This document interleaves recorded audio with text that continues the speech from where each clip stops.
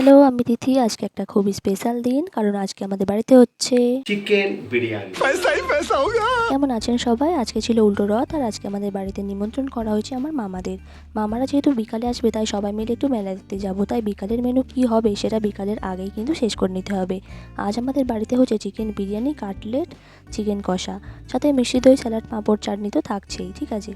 আর আজকে সকাল থেকে মায়ের হয়েছিল একটু সামান্য জ্বর, তাই মা একটু টায়ার্ড ছিল, তাই রান্নাগুলো আমি আর বাপি মিলে কমপ্লিট করবো ভেবেছিলাম। আমার বাবা কিন্তু কম না, আমার বাবা কিন্তু খুব ভালো রান্না করতে পারে। আজকে দুপুরবেলা খেয়েছিলাম ভাত আর কষা মাংস। তারপর সমস্ত রান্নাগুলো একে একে কমপ্লিট করলাম। যে এখন একটু লেয়াদ মেরে নিচ্ছি, কারণ এবার আমার দায়িত্ব শুরু।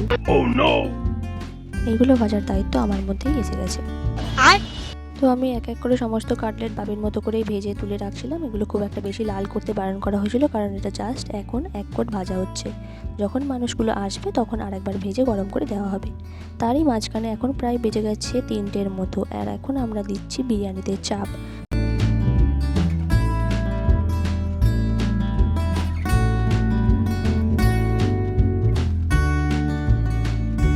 মা আর আমি মিলে বিরিয়ানিটা চাপে দিয়ে দিয়েছিলাম।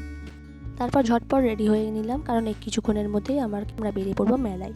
তারপর আমরা যথারীতি রেডি হয়ে নিয়ে বেরিয়ে পড়লাম। যাওয়ার পথে দেখছিলাম এক জায়গায় ভালো সুন্দর খিচুড়ি ভোগ দিচ্ছে। খিচুড়ি ভোগ খেতে খেতে রথ দেখতে দেখতে চলে এলাম একটা ঠাকুর দেখতে।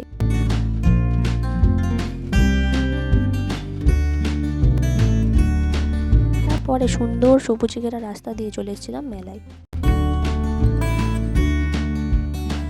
চলে এসেছি আমরা মেলায়। মেলায় ঢুকে সব থেকে প্রথমে আমরা খেয়েছিলাম ঘুগনি। ঘুগনিতে ছিল নুন কম।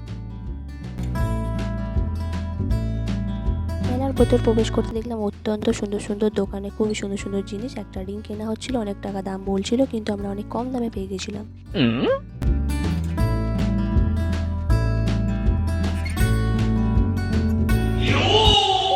মেলায় আসবার পাপড়ি চাট খাবো না, এটা কি হতে পারে?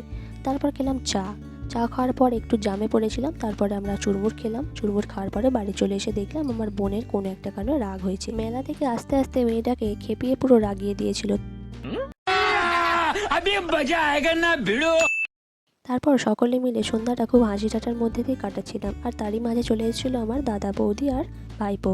দাদা বৌদি ভাইপোরা চলে আসার পরে মজাটা কিন্তু আরও দ্বিগুণ বেড়ে গেল, কারণ অনেক রকমের গল্প, অনেক স্মৃতি, সব কিছু নিয়ে কিন্তু একটা সুন্দর সন্ধ্যা। আমার মামা চলে আসে এবং আমাদের নিচে অতটা স্পেস ছিল না যে এতগুলো লোক একসাথে বসার, তাই আমরা ছাদে চলে আসি। ছাদে চলে এসে আমার মামা কিন্তু সবাইকে সার্ভ করে দিচ্ছিল বিরিয়ানি, কাটলেট, সমস্ত কিছু। তারপর আমরা সবাই মিলে একসাথে খেলাম। তারপর নিচে এসে আমরা আরও অনেকক্ষণ গল্প হাসি ঠাট্টা করলাম। তারপর অনেকটা রাত হয়ে গিয়েছিলো, তাই সবাই এবার বাড়ি যাবে। টাটা বাই বাই বলে সবাই কিন্তু চলে যাচ্ছিলো, তাই ভিডিওটি এখানেই শেষ করে দিচ্ছি। দেখা হবে পরের ব্লগে। Tata bye bye, keep supporting, keep watching, keep loving Tithi Santra. Bye by.